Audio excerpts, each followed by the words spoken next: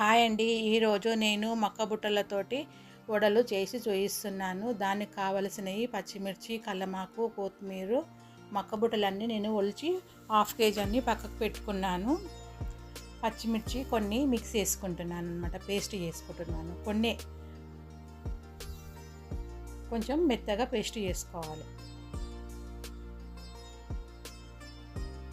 Paste చేసుకున్నాక మళ్ళీ మక్క బుట్టలు మనం ఒలిచి పెట్టుకునేవి ఉన్నాయి కదా, అవి కూడా అందులోకి వేసేసుకోవాలి. మిక్సీలోకి వేసేసుకొని కొంచెం కచ్చాపక్కగా పేస్ట్ చేసుకోవాలన్నమాట.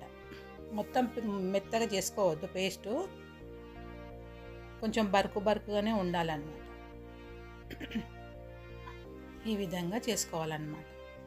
అంతా చేసుకొని అందులోకి వేసేసుకోవాలి. వేసుకున్న తర్వాత కొంచెం తగినంత కారము కొంచెం వేసుకోవాలి, ఎందుకంటే కొంచెం పచ్చిమిరపకాయల పేస్ట్ వేసుకున్నాం కాబట్టి ఎర్రకారం కొంచెమే వేసుకోవాలన్నమాట. కొంచెం పసుపు, తగినంత మన టేస్ట్కి తగ్గట్టుగా సాల్ట్, కొంచెం అల్లం వెల్లుల్లి పేస్టు, కొంచెం బేసన్ వేసుకోవాలన్నమాట, ఒక 2-3 స్పూన్లు. కొంచెం కార్న్ఫ్లోర్ కూడా వేసుకోవాలన్నమాట. వేసుకుంటే టేస్ట్ బాగుంటుంది, క్రిస్పీగా వస్తుంది అన్నమాట.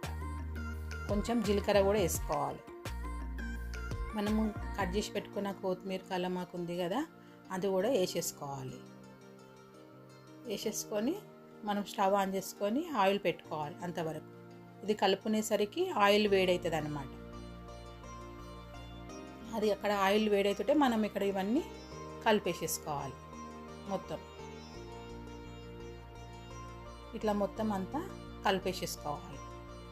ఉప్పు, కారం అన్నీ వేసేసుకున్నాం కదా, కలిపేసేసుకొని ఆయిల్ వేడెక్కినాక ఒక కవర్ తీసుకొని కవర్ పైన మనం సేమ్ వడలు ఎట్లా కొడతామో అదే విధంగా చిన్న చిన్న బాల్స్ లాగా పెట్టుకొని ఇట్లా అనుకొని అందులోని వేసేసుకోవాలన్నమాట. ప్రెస్ చేసుకొని బాగుంటాయి, టేస్ట్ ఉంటుంది.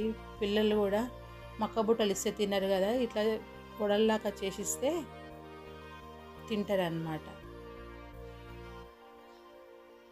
కొంచెం బ్రౌన్ కలర్ రాగానే అటు ఇటు ఫ్రై చేసుకోవాలన్నమాట. స్టవ్ హైలో పెట్టుకోవద్దు, మీడియమే పెట్టుకోవాలి.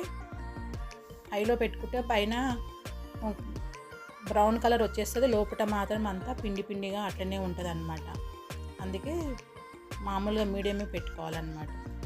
ఇవి కొంచెం నిదానంగానే ఫ్రై అవుతాయి అన్నమాట, కొంచెం టైం పడుతుంది. చూడండి, నేను చేసిన మొక్క బుట్టల వడలు మీకు నచ్చినాయా? నచ్చితే లైక్ చేయండి, షేర్ చేయండి, సబ్స్క్రైబ్ చేయండి, పక్కనున్న బెల్ ఐకాన్ని క్లిక్ చేయండి.